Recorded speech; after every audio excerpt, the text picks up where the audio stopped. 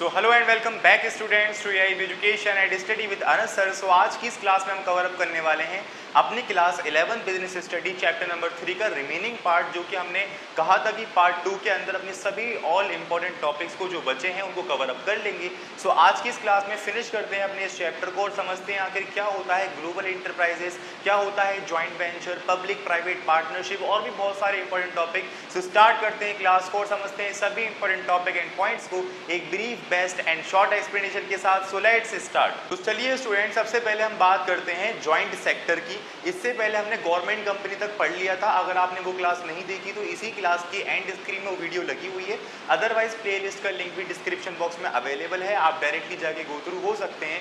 सो आज की इस क्लास में हम समझने वाले हैं ज्वाइंट सेक्टर के बारे में। तो ज्वाइंट सेक्टर का मतलब आखिर क्या है? हमने देखा भाई पब्लिक सेक्टर, हमने देखा प्राइवेट सेक्टर, ये दोनों चीजें हमने समझी। इसके बाद जब हम आ गए ज्वाइंट सेक्टर की तरफ, तो यहाँ से हमें एक नाम से ही समझ में आ रहा है कि बहुत सारे लोगों का मेल मिलाप। तो यहाँ पर क्या होता है कि पब्लिक, प्राइवेट और कुछ हमारे फाइनेंशियल इंस्टीट्यूशन मिलकर एक बिजनेस रन करते हैं, वही हमारा ज्वाइंट सेक्टर कहलाता है। इसकी डेफिनेशन पढ़ते हैं। It refer to the sector of business under which both the public sector and private sector enterprises are the partners. So basically between the partners, between the public sector and private sector मिलकर एक business run out करते हैं, उसी को हम joint sector बोलते हैं।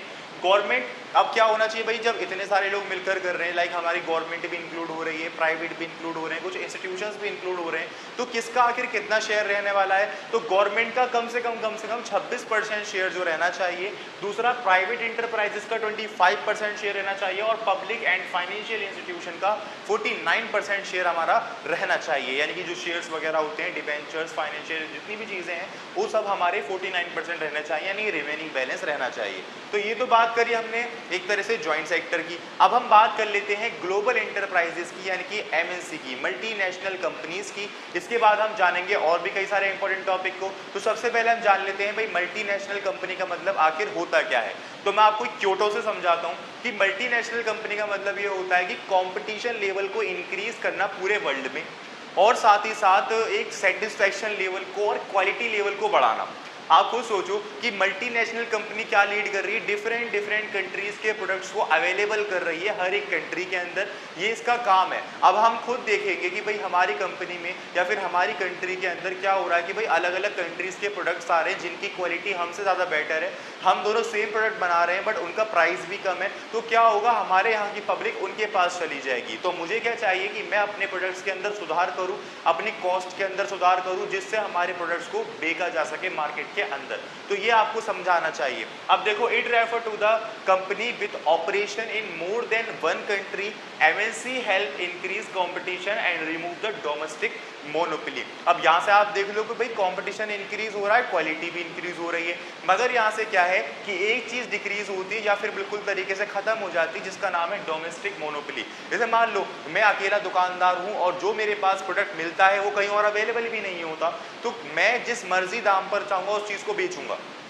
मैं जो क्वालिटी प्रोवाइड करूंगा वो कंज्यूमर को लेनी पड़ेगी, यानी कि उसके पास कोई दूसरा ऑप्शन नहीं है, अगर उसको चाहिए तो वो मुझसे लेगा। इसी तरीके से यहाँ पर क्या होता है कि जब ये सिचुएशन आ जाती है तो जो दुकानदार होते हैं, बिजनेसमैन होते हैं, वो एक मोनोपोली क्रिएट करते हैं कि भाई हमारी मर्जी तो यही है, तुम्हें अच्छा लग रहा है तो लो वरना मत लो, ठीक है। ये सब चीज़ें होती हैं जिसको ये बिल्कुल रिमूवल कर देता है, क्योंकि आज हर कंट्री में हर तरीके से गुड्स हमें मिल जाते हैं, चाहे वो किसी भी कंट्री के हो। That's it.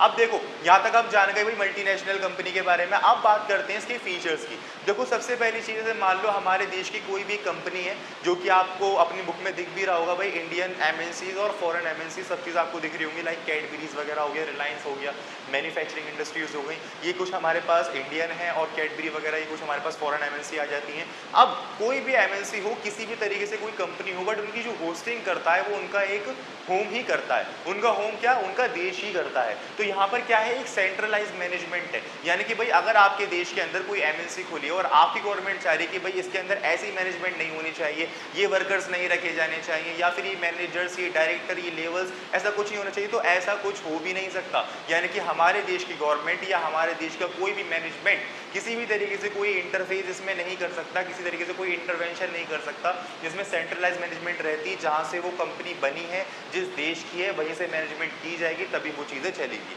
नेक्स्ट आता है world wide speed of business, यानी कि यहाँ से क्या होता है कि हमारा बिजनेस पूरे वर्ल्ड वाइड वे में एक फुल फ्लेज वे के अंदर फैल जाता है। आज हम देख पा रहे हैं कि भाई इंडियन गुड सिर्फ इंडिया में नहीं बिकते, भारत सऊदी अरब में ही बिकते हैं, दुबई में बिकते हैं, रूस में, बहुत सारे देश ऐसे हैं जहाँ पर हमारे गुड्स बेचे जाते हैं और हमारे देश के अंदर भी कई सारे देशों के गुड्स भी मिल जाते हैं। तो ये एक world wide speed of business है।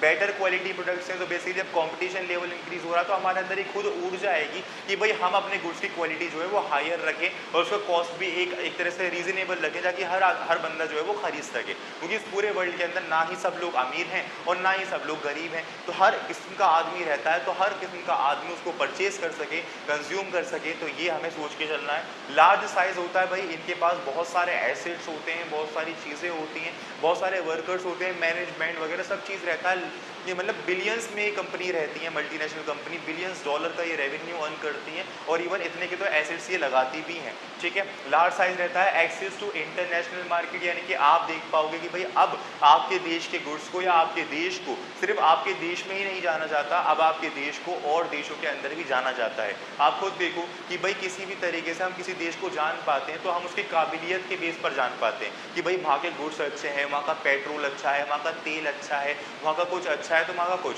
तो इस तरीके से उनकी काबिलियत के बेस पर उनको जाना जाता है। तो हम क्या करते हैं, ये अपनी मल्टीनेशनल कंपनी के माध्यम से इंटरनेशनल मार्केट के अंदर एक्सेस कर सकते हैं कि जो हमारे अंदर काबिलियत है, जो चीज़ हमारी कंट्री बहुत अच्छे तरीके से बना सकती है, उसको हम एक वर्ल्ड वाइड वे में अपने पूरे बिजनेस को फैलाएं फुल फ्लेज में पूरे वर्ल्ड में, जिससे हमारी पहचान बढ़े। तो ये हमने फीचर्स जान लिए। अब बात करते हैं इसकी कुछ एडवांटेजेस की एंड डिसएडवांटेजेस की। तो एडवांटेज पहले आती है हमारे पास इंक्रीज इन फॉरेन इन्वेस्टमेंट, यानी कि आप खुद देखोगे भाई मान लीजिए मेरी हमारे देश की कोई मल्टीनेशनल कंपनी जो कि बाहर हुई, अब वो बाहर चली गई, हमने अमेरिका के अंदर इस्टेब्लिश करी, तो वहाँ के आदमी जो कुछ भी परचेज करेंगे वो डॉलर में परचेज करेंगे। अब डॉलर में परचेज करेंगे तो सेंट्रलाइज मैनेजमेंट है, वहाँ के जो भी प्रॉफिट होगा वो हमारे देश में ही आने वाला है। तो जब फॉरेन करेंसी हमारे देश के अंदर आएगी तो उसकी वैल्यू हमारे देश के अंदर है, तो इवन हमारे पास फॉरेन रिजर्व इकट्ठा होता जाएगा जो कि हमारे देश के लिए बहुत बेनिफिशियल रहेगा। तो इसीलिए यहाँ बोला क्या गया है भाई, इंक्रीज इन फॉरेन इन्वेस्टमेंट, फिर increase in employment. So basically यहाँ से क्या होगा, जब हमारा देश विकसित होगा तो हम डिफरेंट टाइप्स की डेवलपमेंटल एक्टिविटीज़ परफॉर्म करेंगे एंड इवन जो हम बिजनेस की तरफ बढ़ेंगे तो उससे क्या होता है, हमारी जो एम्प्लॉयमेंट होती है वो इंक्रीज होती है। तो यहाँ बताया गया है कि भाई multinational company is lead to increase in employment, चाहे वो कोई भी देश करे, चाहे वो लोग हमारे देश के अंदर करें, चाहे हम लोग वहाँ पर करें, increase in employment. Proper size of resource, proper use of resources. तो बेसिकली यहाँ से क्या होता है, एक प्रॉपर यूटिलाइजेशन होता है। मैंने बताया ना कि हर तरीके से किसी भी देश को पहचाना जाता है उसकी काबिलियत के बेस पर, और ऐसा कोई देश नहीं जिसके पास कोई ना कोई काबिलियत ना हो, भले ही उसको पहचान ना पा रहा हो। हम अपने देश के अंदर जाएं तो हम अपने देश के अंदर कई सारे ट्रेड ऑफ बिजनेस करते हैं जिसकी वजह से हम और देशों के अंदर पहचाने जाते हैं। ऐसे हम अरब देशों के अंदर जाएं तो उनके पास कई सारी ऐसी चीज़ें हैं जिससे वो पूरी दुनिया में पहचाने जाते हैं। सऊदी अरब का नाम सुनते हैं हमारे पास दिमाग में पेट्रोल डीजल वगैरह चीज़ें आ जाती हैं। इसी तरीके से डिफरेंट टाइप्स ऑफ कंट्रीज़ हैं हमारे पास। तो यहाँ बता रखा है कि भाई प्रॉपर यूज़ होता है, यानी कि अब हम अपने देश के अंदर भी देख पाएंगे कि हम क्या बेस्ट कर सकते हैं, हम क्या चीज़ों को बेच सकते हैं, क्या चीज़ों को हम और अच्छे से मैन्युफैक्चर कर सकते हैं। तो एक proper utilisation to all resources हो जाता है हमारा। तो ये हमारे पास एक बेनिफिट बना हुआ है। टेक्निकल डेवलपमेंट, सो बेसिकली अब हम क्या सोचेंगे, भाई इतनी सारी मल्टीनेशनल कंपनी बननी है, इन कंपटीशन इंक्रीज हो रहा है, फॉरेन इन्वेस्टमेंट इंक्रीज हो रही, तो हम भी ये चाहेंगे कि हम अब पुरानी तकनीक के ऊपर काम ना करें, हम डेवलपमेंट करते हुए चलें। और ये डेवलपमेंट कब होगी, ये डेवलपमेंट जब होगी जब हम स्टेप बाय स्टेप प्रोसेस को करेंगे। यानी कि हमें क्या करना है भाई, मल्टीनेशनल कंपनी में आकर डिफरेंट टाइप्स के आइडियाज़ को और इनोवेशंस को अडॉप्ट करना है। देन आफ्टर टेक्निक्स को हमें अपनाना है जिससे हम अपनी किसी भी गुड्स की एक क्वालिटी को बढ़ा सकें, उसके कॉस्ट को रीजनेबल बना सकें। तो ये सारी चीज़ें यानी टेक्निकल डेवलपमेंट इवन यहाँ से होनी शुरू हो जाती है। फिर एंड ऑफ लोकल मोनोपोली, मैंने बताया कि भाई यहाँ पर क्या है, डोमेस्टिक मोनोपोली जो होती है उसका अंत कर देता है पूरी तरीके से। यानी कि अब कोई भी बंदा किसी भी देश का अपने देश के प्रोडक्ट्स पर ही निर्भर नहीं है, वो और देशों के प्रोडक्ट्स को परचेज कर सकता है। मैनेजरियल डेवलपमेंट, अब हमारे मैनेजर्स के पास एक न्यू टास्क आ जाएगा कि भाई हम इंटरनेशनल मार्केट के अंदर किस तरीके से एक्सेस करें, उनकी मैनेजमेंट को हम किस तरीके से कॉम्पीट करें और आखिर हम किस तरीके से स्टेबिलिटी के साथ काम करें। तो हमारे यहाँ पे मैनेजरियल स्किल और मैनेजरियल डेवलपमेंट भी बहुत अच्छे तरीके से होती है। बट ये सब चीज़ें जब हो पाती हैं जब हम एक तरह से डिसेंट्रलाइज होकर काम करते हैं। डिसेंट्रलाइज का मतलब ये नहीं है कि वहाँ के लोगों को अपने मैनेजमेंट के अंदर शामिल करना, नहीं। जो हमारी कंपनीज के अंदर लेवल्स बने होते हैं, लाइक ये हमारे पास प्लानिंग डिपार्टमेंट है, सीईओ है, यहाँ पर बोर्ड ऑफ डायरेक्टर्स हैं, डिपार्टमेंटल में, उन सबको इंक्लूड करने का मतलब यहाँ बोला गया है डिसेंट्रलाइज। सो बेसिकली यहाँ पर हम जान गए मैनेजरियल डेवलपमेंट के बारे में। अब एक और आखिर बचा जिसका नाम है increase in export. So basically यहाँ पर क्या होगा, आप यहाँ से समझ जाओ, increase in foreign investment. Foreign investment कब आएगी, जब हमारी चीज़ें बिकेंगी। जब हमारी चीज़ें बिकेंगी तो वहाँ से क्या होगा, हमें रिजर्व मिलेगा, फॉरेन एक्सचेंज मिलेगा, जिससे हमारे पास रिजर्व बढ़ेगा। तो यहाँ से क्या होगा, अल्टीमेटली इंक्रीज इन एक्सपोर्ट। तो टॉपिक को आप समझो, चीज़ों को समझते हुए चलो, आप उसके एडवांटेजेस, फीचर्स, लिमिटेशंस खुद ब खुद क्रिएट करोगे। बट हाँ, ध्यान रखिएगा कि जब तक आप यहाँ से पढ़ने के बाद भी रीड आउट नहीं करोगे, जब तक काम नहीं बनेगा। तो यहाँ तक हमने समझ लिया। अब बात कर लेते हैं कुछ डिसएडवांटेजेस की। तो डिसएडवांटेजेस क्या आती है भाई, danger for a domestic industries, यानी कि ये हमारे लिए जितना बेनिफिशियल है उतना ज़्यादा ये हमारे लिए डेंजर भी है। अब डेंजर कैसे है सर, डेंजर हमारे लिए ऐसे है कि मान लीजिए हमारी जो संस्कृति है, यानी कि इसका जो इम्पैक्ट है ना, वो सांस्कृतिक रूप से बहुत बुरा पड़ता है। यानी कि हमारी संस्कृति क्या है कि भाई हर तरीके से, एक तरह से कुर्ता पजामे को पहनना और लड़कियों के लिए साड़ी वगैरह पहनना या सूट पहनना। बट आज के समय में हम देख पाएँ कि हर बंदा क्या है, शर्ट पैंट पहना हुआ है, ट्राउजर वगैरह पहना हुआ है। मतलब अपनी संस्कृति को हम पूरी तरीके से भूल चुके हैं। आज हम अपनी संस्कृति सिर्फ तब अपनाते हैं जब कोई त्योहार वगैरह आता है कि भाई हाँ हम इंडियंस हैं। बट हमने जो आज अपनी संस्कृति के अंदर सभी चीज़ों को शामिल कर रखा है, वो हमारी संस्कृति नहीं है, वो बाहर के देशों की संस्कृति है, जो कि इन्हीं सब कारणों की वजह से हमारे पास आई है। हमने देखा कि भाई ये हमारे गुड्स हैं, ये डिफरेंट गुड्स हैं, क्यों ना डिफरेंट गुड्स को अडॉप्ट किया जाए। तो हमने वो लिया और उसकी हमें आदत पड़ती हुई चली गई। तो danger of a domestic industry. Next, repatriation of profits. तो बेसिकली मान लो किसी ने मल्टीनेशनल कंपनी लगाई हमारे देश के अंदर, तो मैंने बताया ना कि सेंट्रलाइज मैनेजमेंट है, जो कुछ प्रॉफिट होगा तो वो अपने यहाँ ही ले जाएगा, हमें क्या फायदा मिल रहा है, हमारे पास क्या बढ़ रही है, सिर्फ एम्प्लॉयमेंट तो बढ़ रही है। तो यहाँ पे क्या हो रहा है, एक प्रॉफिट्स का थोड़ा झोल पड़ रहा है। दूसरा, इंटरनेशनल इन लोकल पॉलिटिकल्स, इंटरवेंशनल इन लोकल पॉलिटिकल्स। इसका मतलब क्या है कि भाई अब क्या होता है कि जब कोई मल्टीनेशनल कंपनी आ जाती है तो वो ना उस देश के एक तरह से पॉलिटिकल दबाव बनाती है कि भाई आप ये करो, आप ये नहीं करो। क्यों ऐसा क्यों होता है, देखो ध्यान दीजिए कि जितनी भी मल्टीनेशनल कंपनी इस्टेब्लिश्ड होती हैं वो ज़्यादातर विकसित देश करते हैं जो ऑलरेडी डेवलप्ड हैं, और जो डेवलप्ड देश हैं वो डेवलपिंग प्रोसेस पे जो चल रहे हैं उनके यहाँ मल्टीनेशनल कंपनी बनाते हैं। जिससे क्या होता है कि भाई ये कोई रिस्ट्रिक्शन प्रोवाइड नहीं कर रहे। क्यों, क्योंकि इन्हें खुद अभी अपने लोगों के लिए एम्प्लॉयमेंट की ज़रूरत है, उनके लिए कारोबार की ज़रूरत है। तो वहाँ मल्टीनेशनल कंपनी लग जाती है, उनके यहाँ फॉरेन एक्सचेंज आ जाता है, बेसिकली मतलब काम वाम करते हैं और कुछ बेनिफिट्स वगैरह हो जाते हैं। तो इसके बाद क्या होता है कि जो फॉरेन लोग होते हैं, जो इन्वेस्टर्स होते हैं, वो हमारी गवर्नमेंट पर दबाव बनाना कोशिश करते हैं कि भाई तुम ये करो, तुम ये करो, तुम ये रूल्स लाओ, तुम ये रूल्स लाओ, ये टैक्स कम करो। इस तरीके से चीज़ें बनी रहती हैं। तो यहाँ पर क्या होता है, interventional in local politics, exploitation of natural resources. आप खुद देखोगे, मान लीजिए भाई बहुत बड़ा हमें प्लांट लगाना है, तो पूरी सरकार ने क्या करा, सेंट्रल गवर्नमेंट ने क्या किया कि पूरा जंगल दे दिया कि भाई पूरे जंगल तुम्हारा, ये एग्रीमेंट कर लिया कि वो क्या करेगा, वो जंगल में वो थोड़ी करेगा, फैक्ट्री लगाएगा, वो पूरे जंगल को काट देगा। जिससे क्या हुआ, नेचुरल रिसोर्सेज की काफ़ी ज़्यादा हानि होती है। अब जब नेचुरल रिसोर्स ही नहीं रहेगी तो इंसान का तो कोई अस्तित्व ही नहीं रहेगा। तो ये चीज़ हमारी रहती है यहाँ पे। No benefit to poor people. यहाँ से क्या होता है, किसी भी तरीके से गरीब को कोई फ़ायदा नहीं मिलता, ये आप ध्यान रखिएगा। सो बेसिकली ये हमारा ही जॉइंट सेक्टर का टॉपिक था, मल्टीनेशनल कंपनी के बारे में हमने जाना। अब हम समझते हैं आगे कई सारे टॉपिक्स को और समझते हैं सभी चीज़ों को और फिनिश करते हैं अपने इस चैप्टर को। तो चलिए स्टूडेंट्स, अब हम बात करते हैं जॉइंट वेंचर्स की। तो जॉइंट वेंचर यानी कि जॉइंट सेक्टर अभी हम पढ़कर आए हैं, उसमें क्या था कि कुछ परसेंटेज ऑफ मनी गवर्नमेंट का था, कुछ प्राइवेट का था और कुछ फाइनेंशियल इंस्टीट्यूशंस का था। ये हमारा जॉइंट सेक्टर था। अब हम बात करते हैं जॉइंट वेंचर की। जॉइंट वेंचर का मतलब क्या होता है कि दो एग्जिस्टिंग बिजनेस जब आपस में हाथ मिला लेते हैं तो उसको हम जॉइंट वेंचर बोलते हैं। जैसे मान लीजिए कि कोई एक कंपनी जो है वो बाइक मैन्युफैक्चर करती है और दूसरी कंपनी को क्या करती है, कार मैन्युफैक्चर करती है। तो इन दोनों ने आपस में हाथ मिला लिया, जिससे इन्होंने आपस में कई सारी चीज़ें करी, टेक्निकल डेवलपमेंट करी, अपने क्वालिटी गुड्स बढ़ाए, अपनी इम्प्रूवमेंट करी। तो इस तरीके से चीज़ें होती हैं। सबसे बड़ा उसका उदाहरण है हीरो होंडा। पहले हीरो होंडा एक ही कंपनी हुआ करती थी। जो हीरो होती थी वो क्या करती थी, बाइक मैन्युफैक्चर करती थी, जो होंडा था वो कार मैन्युफैक्चर करता था।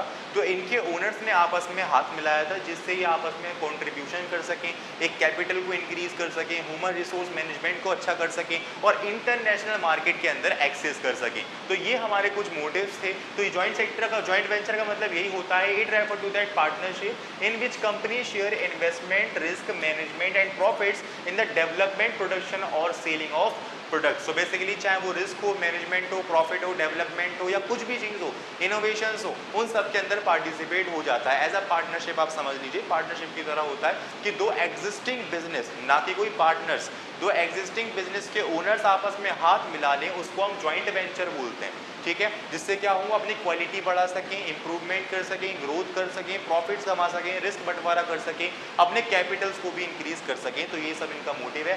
बेनिफिट्स क्या है भाई? Easy entry in overseas market, यानी इंटरनेशनल मार्केट के अंदर एक्सेस हो जाता है भाई बहुत ईजिली। फिर रिस्क इज मिनिमाइज्ड, इसका मतलब देखो इंटरनेशनल मार्केट का मतलब ये है कि मान लीजिए कोई कंपनी बाहर की है, एक कंपनी हमारे इंडिया की है, दोनों ने हाथ मिला लिए, जिससे क्या होगा, उनके गुड्स हम देख पाएंगे, हमारे गुड्स वो देख पाएंगे। कुछ चीज़ें जो हैं उनको हमारी अच्छी लगी, हमें कुछ चीज़ें उनकी अच्छी लगी। कोई बहुत सारी चीज़ें होती हैं भाई, कार का लुक होता है, बाइक का लुक होता है, कुछ टेक्निकल इशूज़ होते हैं, डेवलपमेंट्स होती हैं, टैक्स होते हैं, ये सब चीज़ें हैं। तो as easy entry in overseas market, फिर risk is minimize, technological benefits, competitive strength and reduction in cost. So basically ये हमारे सारे बेनिफिट्स हैं जो कि एक जॉइंट वेंचर के बाद हमें देखने को मिलते हैं।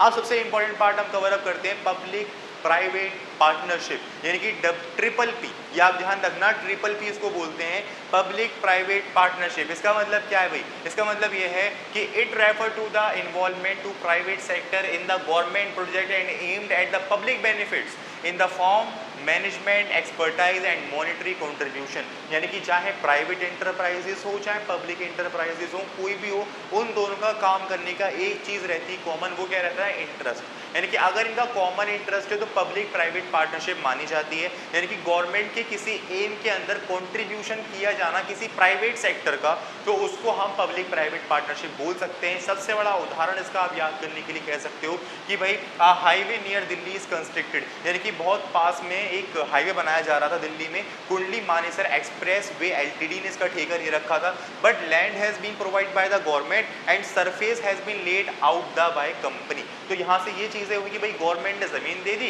कंपनी ने उस पर वो बना दिया अपना हाईवे, और ये हमारी पार्टनरशिप हो गई।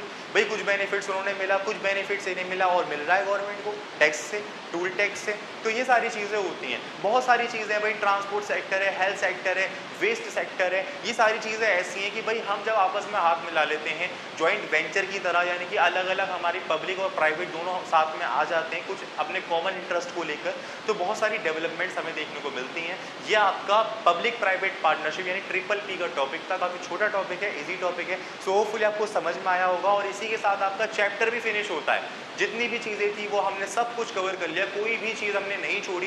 बट फिर भी किसी टॉपिक या पॉइंट में कोई डाउट रह गया हो आपका, तो आप मुझे ज़रूर बताइएगा, मैं उस डाउट को क्लियर करने की पूरी कोशिश करूँगा, वो भी उसी दिन। सो मिलते हैं नेक्स्ट क्लास के अंदर एक नेक्स्ट टॉपिक के साथ, नेक्स्ट चैप्टर के साथ, एक brief best and short explanation के साथ। Thank you.